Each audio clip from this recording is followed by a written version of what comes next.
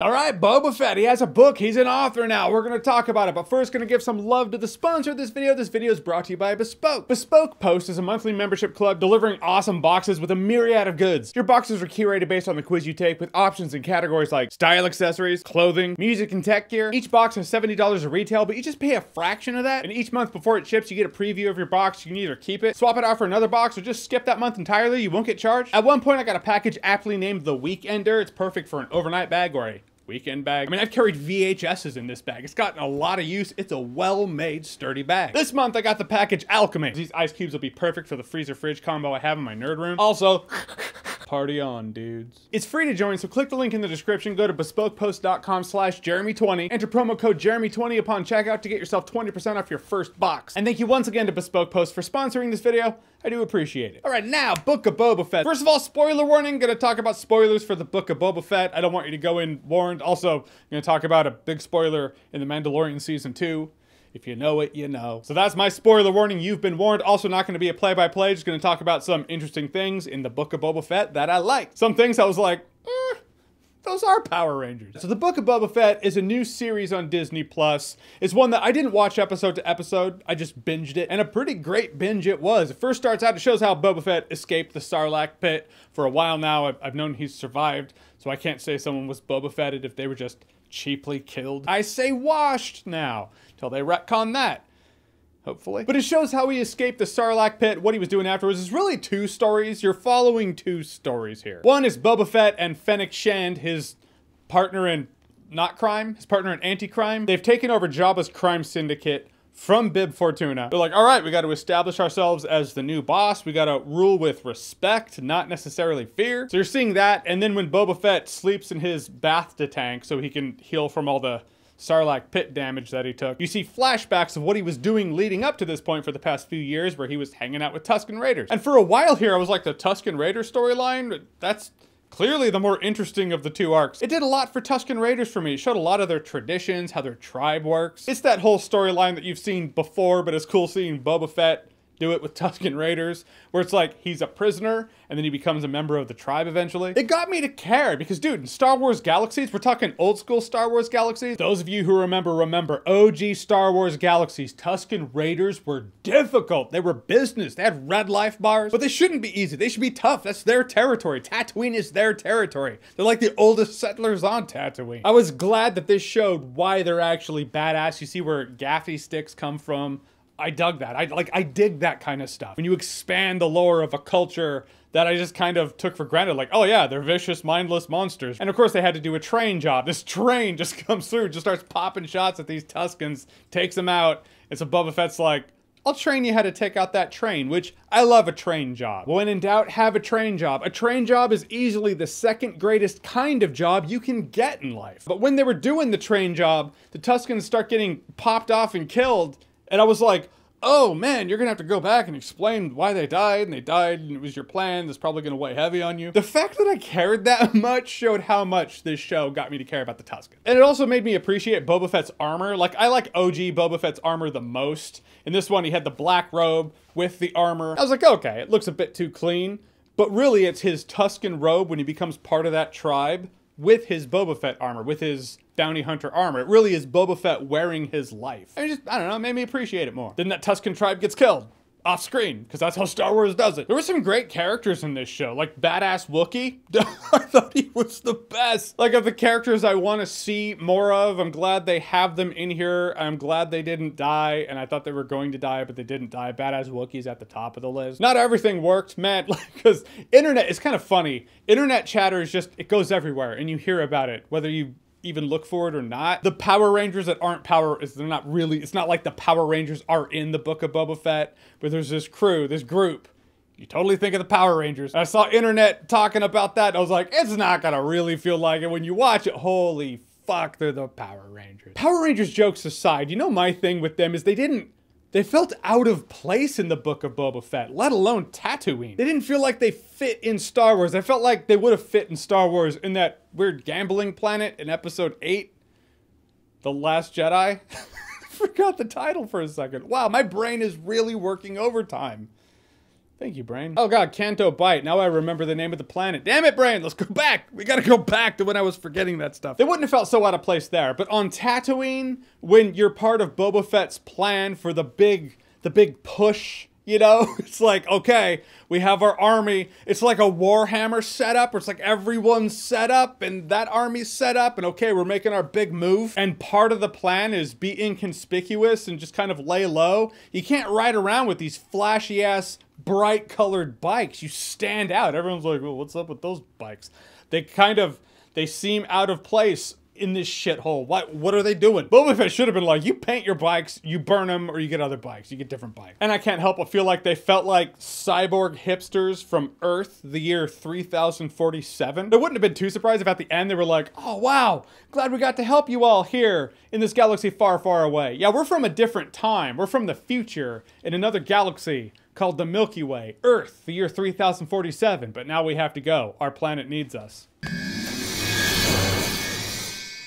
Just wouldn't have been too surprised. Between the neutrinos and the Wookiee does win. Then after about 4 episodes of the Book of Boba Fett, it becomes The Mandalorian Season 2.5. We catch up with Mando, which, not gonna lie, some really cool stuff in those episodes. They could have just brought The Mandalorian back in and then The Mandalorian Season 3 or whatever they're gonna do. They could have been like, all right, now we're gonna go back and show how Mando got Grogu again, and then you see the flashback, and that's when he hangs out with Luke and all that. But then the very logical decision, which I think is the right call, is like, dude, fans want to see Luke. We gotta have Luke in the Book of Boba Fett. Also, Luke looks so much better in this season than he did The Mandalorian Season 2. I believe that's the legend. This is the legend here. Story is The Mandalorian Season 2 happened. You see Luke had CGI face. You could tell it was CGI face. And then dude on YouTube was like, I can do better than that. And then he did Luke, but it was better. And then Lucasfilm was straight up like Deadpool, like, you're in. And they hired him, which is great. I love that kind of team playing. I mean, some video game companies out there, they're not so nice. I'm aiming this one at Nintendo. Nintendo would have been like, hey, here's a cease and desist. You will pull that from the internet. Thank you. No one shatters her ego like that. It's AM2R. I'm just salty. What can I say? So I like the fact that they're like, we want the best on our team. And if that person's the best, they're on the team. But it does show Luke looks so much better this season. It's neat seeing Luke as this young, badass Jedi master who's training a new Jedi. You know, they're building his temple, which might very well be the temple from episode 7 flashbacks that gets burned down by Kylo Ren. But I feel like, you know, Jedi Temple and the thought of it burning down, like that's the reason we have Mando in this season. Jedi Temple sacking is the reason for the season, because it might seem kind of strange is that Mando worked for 2 years, well 2 seasons anyway, to get Grogu to a Jedi, and he succeeded. And now Grogu's just back with Mando. Like it never happened. But it's possible they were like, all right, sweet, baby Grogu is with Luke, we have succeeded. So does that mean Grogu dies when Kylo Ren sacks the temple? Shit. Okay, here we go. Couple episodes of Book of Boba Fett. Baby Grogu goes back with Mando. Can't just have him die off screen like other characters. That works for Owen and Beru. Also works for an entire tribe of Tuskens, but not Grogu. He fashions him a piece of mithril armor from Lord of the Rings Fellowship of the Ring, and then Luke's like, okay, Grogu, you have a choice. You can take the armor, the Mandalorian armor, or you can take Master Yoda's lightsaber, which fuck knows how I got this thing.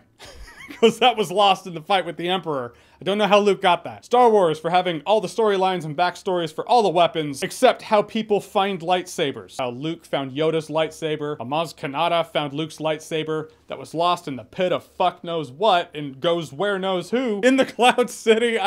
How do they get these lightsabers back? But I digress. Point is, Grogu has a choice. Does he take the armor that Mando made for him, or the lightsaber that was Yoda's? I know what I thought. I was like, well, Mando's flying a Naboo starfighter that's completely modded like a motherfucker. It looks so cool. Naboo starfighter's always been a cool ship. Very sleek, very royal. But now he's like, yeah, but it's Mandoified. Also, where the astromech droid usually sits is this really convenient space for baby Grogu to just sit and pal around with Mando on his adventures. Pretty sure he's going back with Mando. Now Grogu's back with Mando. Gonna be real. The whole big hug he gives him.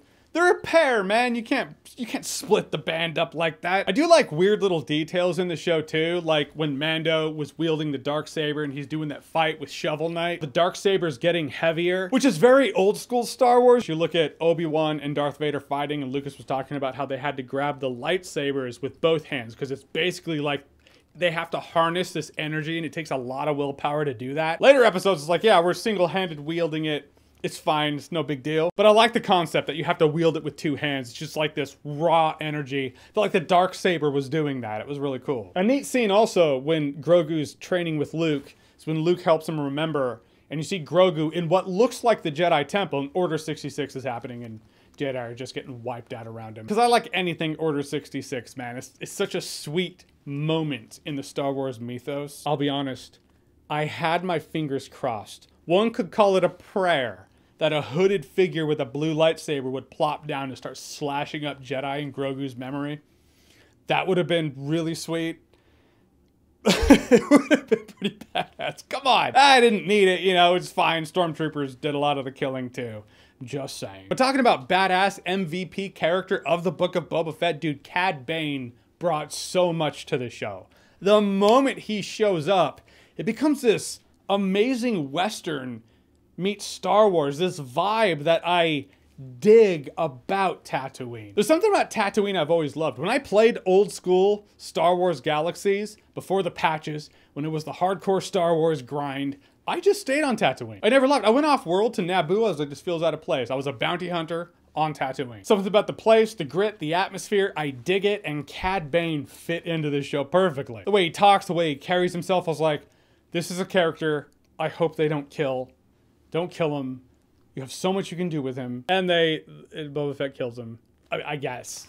Apparently. It's sci-fi. He could come back. But in that standoff with Cad Bane, I did like how Boba Fett takes him down, you know? It's the gaffy stick, and he trips him up, and he stabs him with it. And it just kind of shows that Boba Fett's new life that he's annexed into his style. That's what took out Cad Bane. You know, there's something poetic about that. When he stabbed him, I was like, he might still be okay. I'm hoping Cad Bane lived through it. Granted, he's with Clone Wars, so, I mean, if you want to see more Cad Bane, it's out there. But damn, if he wasn't the coolest addition to the show. I mean, the climax, the finale, the last episode of Book of Boba Fett, that was no joke. Big old battle droids with shields. I was like, just walk through the shields, because battle droids get, oh, it illustrates that that's really hard to do. I guess the battle droids have some sort of thing that helps them absorb the energy. Well, then, you're right. You might be fucked.